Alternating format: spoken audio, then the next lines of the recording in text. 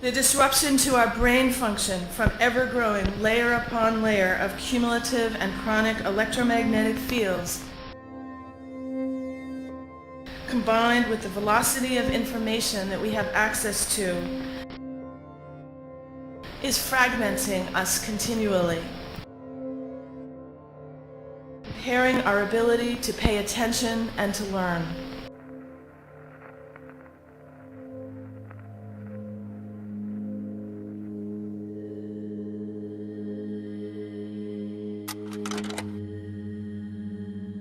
In March 1978, a story in the Eugene Register Guard announced the discovery of a mysterious radio signal that had been beaming the entire town of Eugene, Oregon for several years.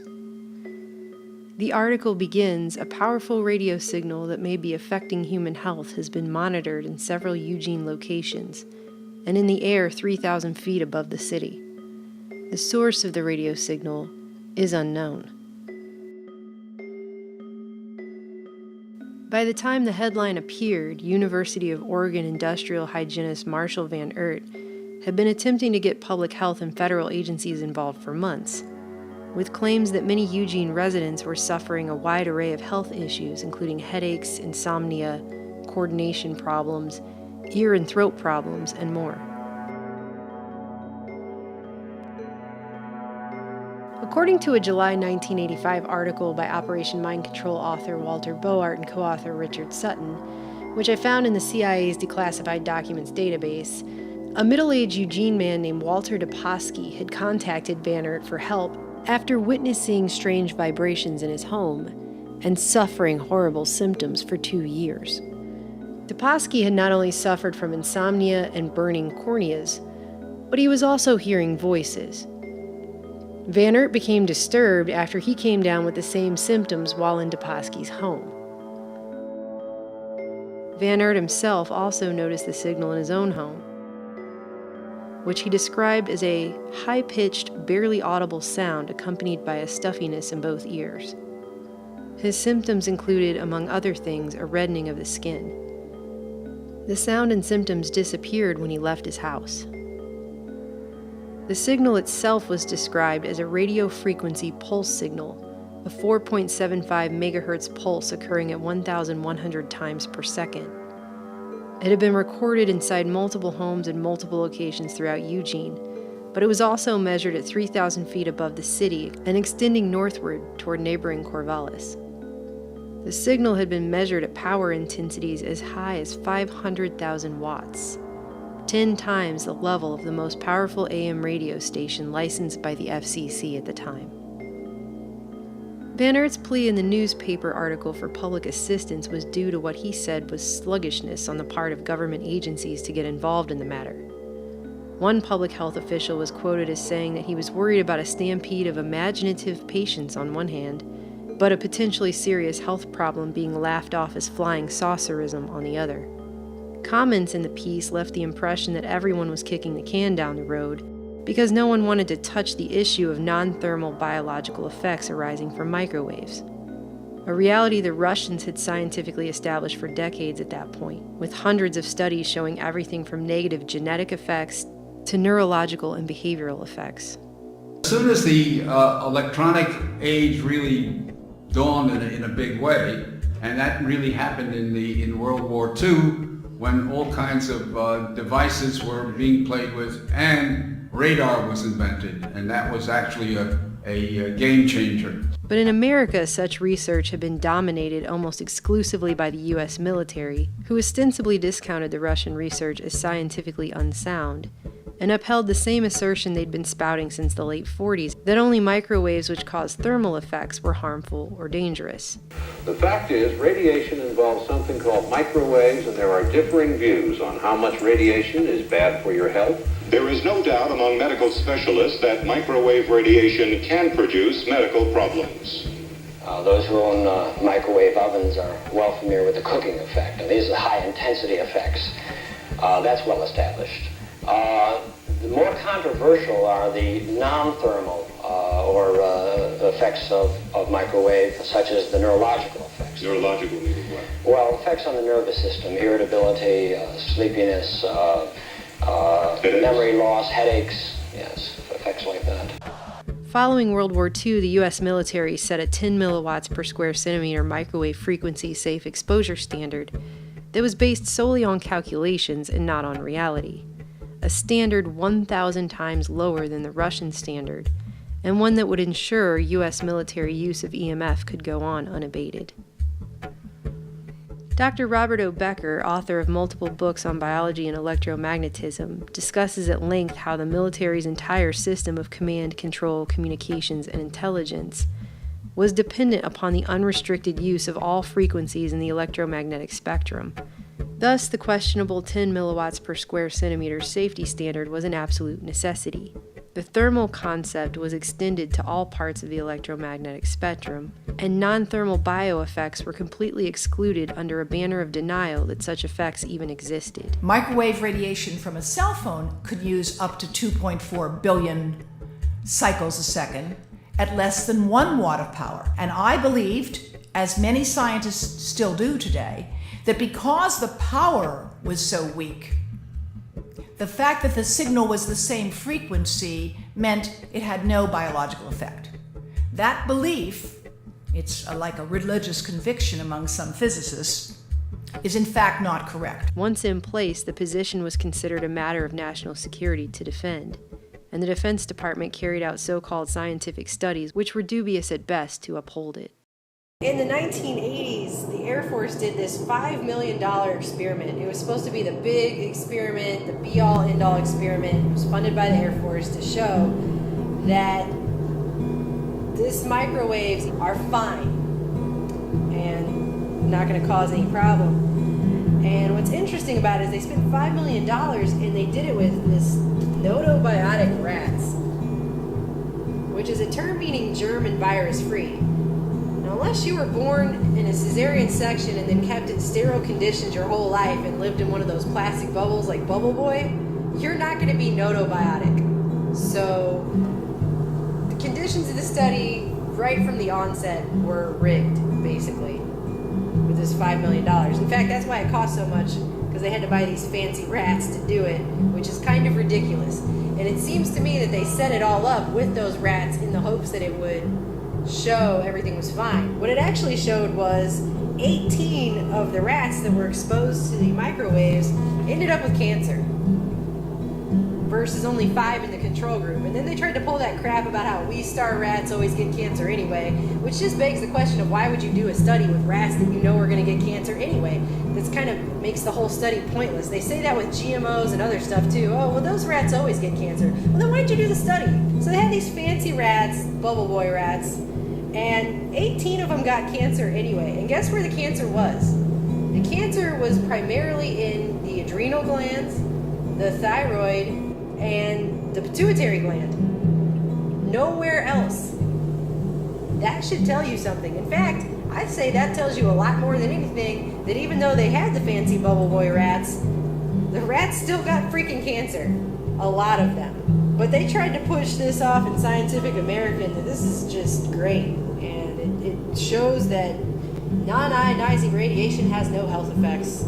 The military-industrial complex is there to ensure that the military-industrial complex will continue going. And whatever they have to do to keep that happening, they will fund that and make that happen. We are now being exposed to 1 million times the microwave radiation in our environment over 30 years ago. And all of the science going back 60 years that says that this is okay for you is tied to the military-industrial complex and the government.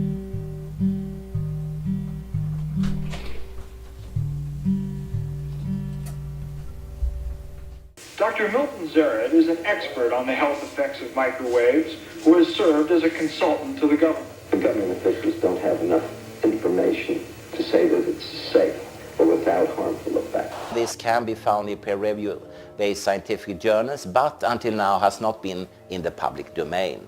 All manner of tricks were used to uphold this policy. Government research funds were purposefully allocated or withheld to ensure that the only projects carried out in this area would not challenge the thermal effects only rule. Disinformation was used to create false impressions. Research to date has not demonstrated hazardous effects. For example, statements such as, "There is no evidence for any effects of pulsed magnetic fields on humans," would have been literally true at the time, but the statement ignores the litany of such effects being found in laboratory animals, and ignores the fact that no such tests had been officially conducted on humans in the US at the time. In the background, documentation on the effects of EMF was being collected and stashed away from public consumption. In just one example of many, a 1959 CIA scientific intelligence report on the Soviet space program, which was not declassified until 2008, plainly discusses the fact that data from both Russian and American studies showed that, quote, electromagnetic energy of appropriate frequency and appropriately used might cause a variety of mental effects, including obliteration of memory, stimulation of memory, and hallucinations. A document from the Joint Publications Research Service out of Arlington, Virginia on the effects of non-ionizing electromagnetic radiation, only declassified in part in 2012 but dated 1977, the year before the Eugene signal story broke, states that in the comparing of modulated EMF experiments with research on the action of psychopharmacological agents, quote, we can note almost complete similarity in the spectrums of their action upon emotional reactions and the states of animals.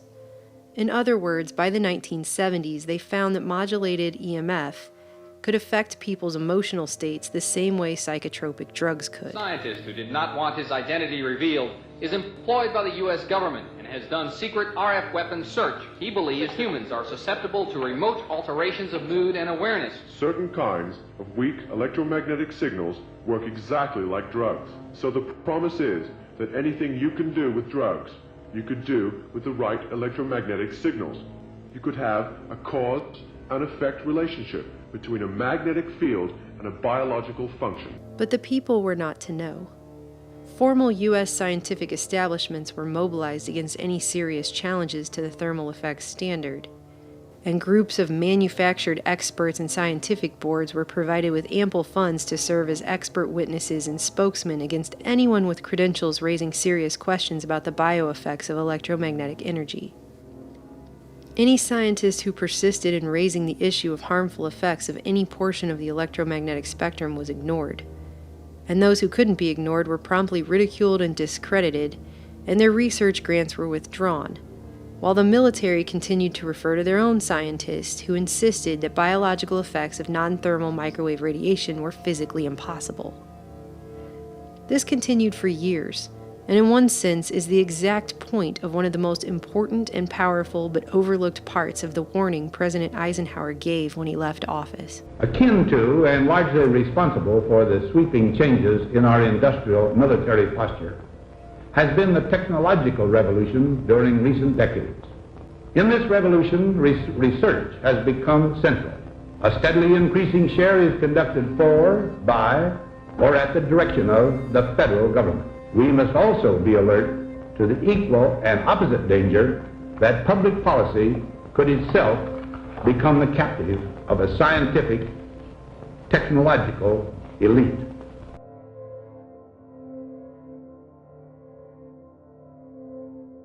You want me to introduce myself? Joe Joseph, and the qualifications are 20 plus years as a military and civilian communication expert for, Space and Naval Warfare Center, and before that, the USS Samuel B. Roberts.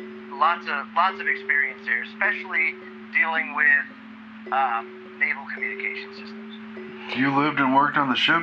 I did. So, it looks like they were picking up a signal of 4.75 megahertz at 1,100 cycles per second on the ground in this city. They were measuring it in people's homes. They also measured it at 3,000 feet above the city at power levels. I think it was 500,000 watts, which is 10 times higher than the strongest UHF transmitters. And you have a bunch of what I presume to be professionals in here, environmental professionals and engineers, etc., debating on whether something like that could or could not have biological effects. And I just wondered what your thoughts were on that, first of all. One of the things that I used to do is a lot of radio testing, right? So any sort of new communication technology, what I would have to do is test it. After you design it for a ship, you have to test it and make sure that everything's viable, you know? So once viability happens and you field it on these ships, then you got to maintain them, and that means a lot of repair, you know? And so for 20 years or so, I was intimately involved with these radios, and towards the latter half of my time doing that, anytime I keyed a radio, my joints would ache, you know, and they still do to this day. You know, like if I have a handheld radio or something like that, and I key it, I can feel it. So the one thing that I did learn from my experience is that radiation, no matter what it is, if it's radio, frequency, it doesn't matter. Radiation, any radiation, the effects are cumulative.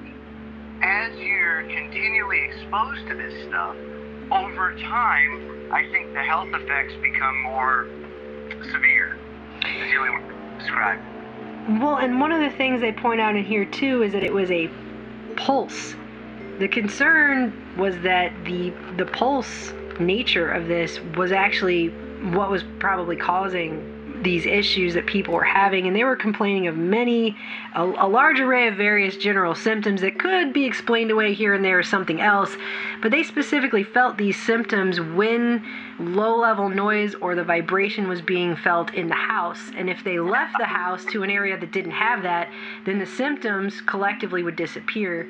Is that something that... The fact that they felt vibration is unbelievable. I mean, that's crazy, but yeah, I mean, human beings and, well, all creatures operate on with frequency, right? We're very sensitive to certain frequencies. It's more of like an interference of that natural frequency or a disruption of that natural frequency. You understand what I'm saying? Yeah.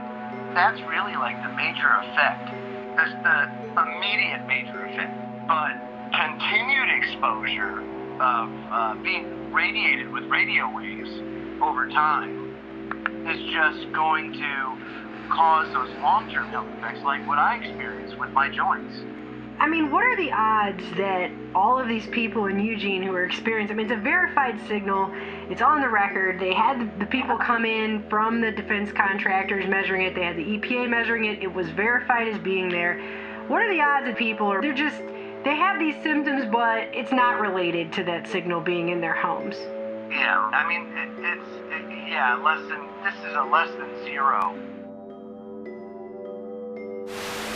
Interestingly, one of the people that Van Oort turned to for help in measuring the Eugene signal was a man named Clifford Schrock, a Tektronix Inc. engineer who, it is pointed out in the article, just so happened to write portions of the CIA and NSA's manuals on the use of radio equipment for debugging.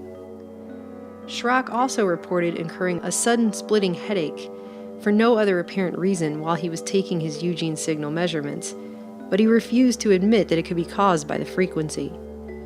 The article ends with a few explanations of what could be causing such a strange signal, including the possibility of an errant frequency from a government military installation.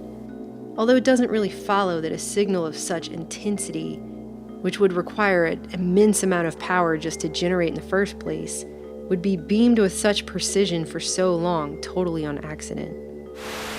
In your opinion, what are the odds of this being accidental, that this town just okay. Zero. Below zero. I mean, if that takes an extremely large amount of power, then that suggests to me that somebody would have to know that that was happening, and there's no way that that could just be some errant coincidence. It had to be military.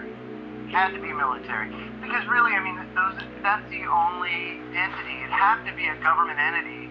I mean, the resources just to maintain it and run it are enormous.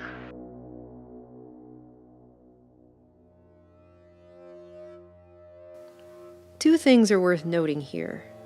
First, and this will come into play later, Tektronix has taken millions in contracts with the Navy.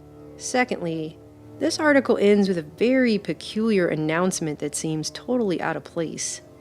It reads, "Thank you, I found my dog Muffin. No more calls, please."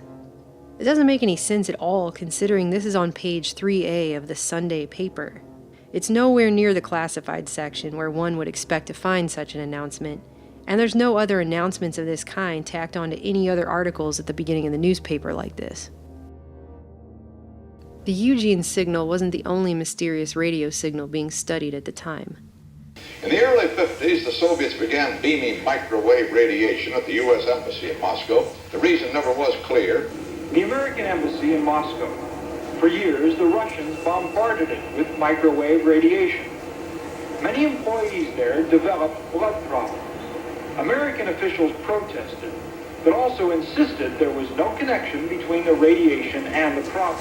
One of the more interesting diplomatic maneuvers of recent times took place when the State Department complained about radiation being aimed at our embassy in Moscow, but at the same time said there was no connection between the Russian radiation and illness and blood abnormalities found among Americans in the embassy.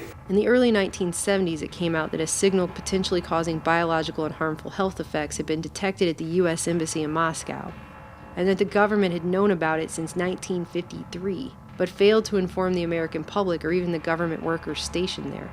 Thousands of American diplomats were exposed to these dangers during tours in Moscow, but they were never told about them. There is now a general conspiracy of silence on this subject. Kissinger and Soviet Ambassador Dobrynin recently met on this subject, but of course they too remain silent. Due to the ridiculous American safety standard, shielding wasn't even put in place until 11 years after the signal was discovered.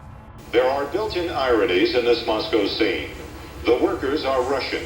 On American contract, they have recently been installing special anti-radiation screens at the U.S. Embassy in order to protect Americans from the possible health hazards of Soviet microwaves that have been beamed at the embassy since at least 1959.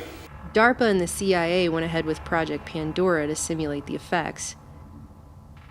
Turned out a third of the Moscow embassy employees developed lymphocytosis, an increase in the number of disease-fighting lymphocytes in the blood. A medical team was rushed to Moscow. It discovered that 80% of the Americans living and working there had developed an abnormally high white corpuscle blood count. Employees stationed at the Moscow embassy complained of an increased incidence of depression, irritability, difficulty in concentrating, memory loss, eye problems, skin conditions, and ulcers. And as it turns out, 3 former U.S. ambassadors stationed at the Moscow embassy during the period when it was being beamed with this signal, Charles Bolin, Llewellyn Thompson, and Walter J. Stossel Jr., all later died of cancer.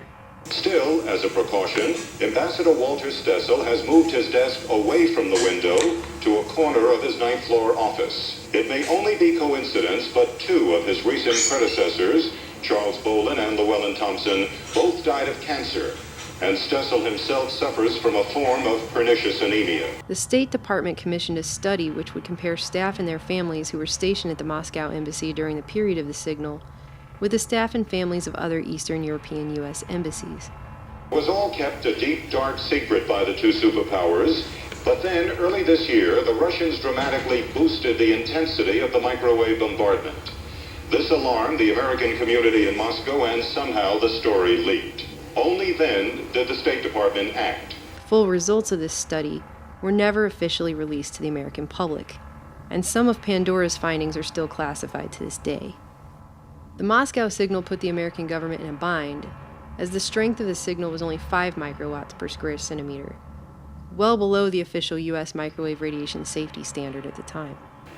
One American official expressing the hope that the Russians will ultimately stop their microwave bombardment of the embassy, David Nall, who served in Moscow until last summer. Well, one of our children who was living with us had recurrent headaches. These stopped after we left Moscow. But now that the story is out, they feel as though they have been betrayed by their own government, callously being assigned to Moscow without ever being told about the health hazards posed by Soviet microwave radiation. The Moscow signal ceased the same year that an even more powerful signal began being picked up all over the world. A powerful 10 Hz signal emanating from a giant over-the-horizon radar in Ukraine that the Soviet Union was beaming at North America.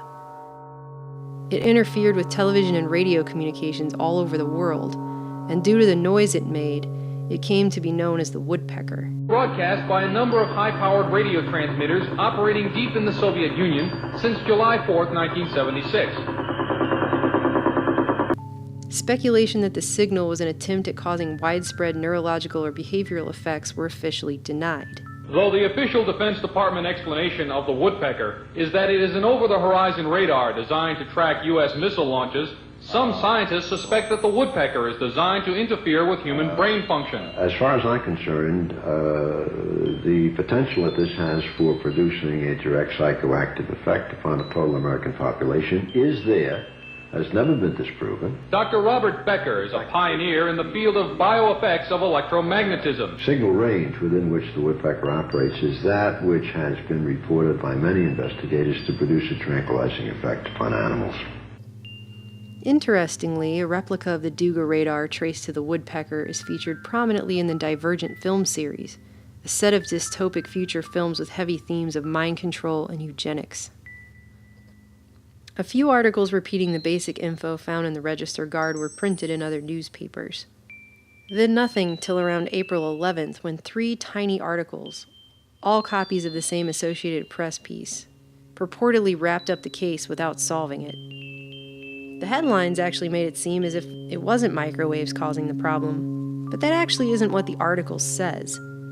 Supposedly an EPA physicist connected to a mobile radio frequency monitoring van spent 3 days in Eugene and concluded radio signals weren't causing people's health issues, despite the fact that they admittedly detected an unidentified radio signal which was traced back to a Navy transmitter in Dixon, California. Despite this, the physicists claimed the signal couldn't possibly cause the health problems, although why that is was never explained. It's easy enough to conclude such a finding was based on the quote-unquote science discussed earlier. The kind created to ensure non-thermal microwave radiation was never officially found to cause biological effects. Despite attributing the signal to the Navy transmitter in Dixon, apparently dubbed the Dixon Duck, Walter Boart and Richard Sutton noted that the EPA quickly held a press conference where they proclaimed the signal didn't even exist at all, and then quickly returned to their Las Vegas headquarters where they refused to answer any further questions on the matter. Officially, the Navy denied any link to Dixon, and the entire investigation caved. The Eugene signal remains a mystery to this day. So what really happened in Eugene? Was it a test? And if so, what was the goal? We drove out to the Dixon facility the unidentified radio signal in Eugene had been traced back to. It was something to behold. A large field filled with dozens of spokes sticking up out of the ground, much like upside-down metal teepees everywhere. At some point after the Eugene signal ended, 2 Gwen towers were also erected on the site. Interestingly, the year after the Eugene signal was detected, the Navy decommissioned the base and contracted it out. Today it is run by a defense contractor based out of Rome, New York, the same town where the government's Tri-Services program, which helped establish the microwave safe exposure standard, was also based. Unexpectedly, the housing on the abandoned transmitter base was not empty.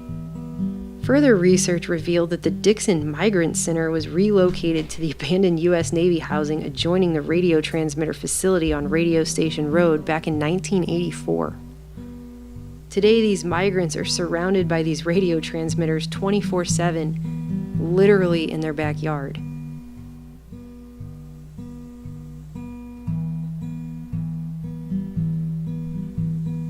In The Body Electric, Becker briefly mentions the Eugene signal, stating that many engineers who studied it concluded it was a manifestation of the woodpecker and that it was being directed to Eugene by means of a Tesla magnifying transmitter, a device designed by Nikola Tesla during his turn-of-the-century wireless experiments near Pikes Peak, which enables a radio signal to be beamed through the Earth to any desired point on the surface.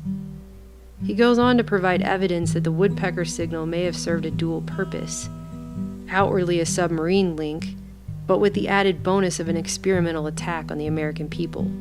Becker refers to the whole business as looking more and more like an undeclared electromagnetic war, one that had been going on for decades, if it isn't still going on today.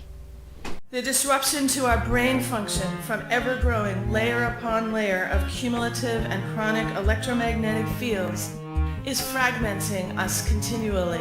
All of them have had this vibration in their homes. It was measured. It was on record. They did find the actual signal itself as causing that, but they still said, well, it's not in a range that causes issues, so there's nothing to see here. Go home. And I don't even see how that could be possible to say with a straight face or at all.